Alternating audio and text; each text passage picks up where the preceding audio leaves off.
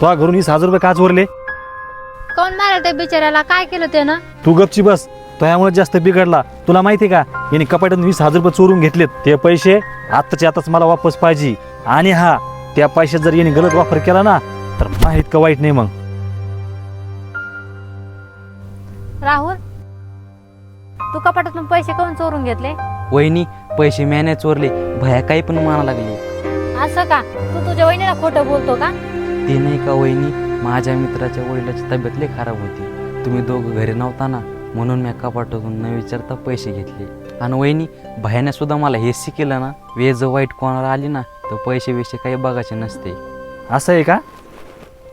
ही गोष्ट होती का? सॉरी भैया, मला वाटलं तू गलत रस्त्यावर गेला. पण भैया, मी तुला मोठा भाऊ आहे. खरं काय आणि खोटं काय हा फक्त अधिकार मोठ्या भावाला असतो. तुझं खरं असताना बी मी खोटं समजिलं. मला माफ कर. भाई भाई में अक्सर ये हो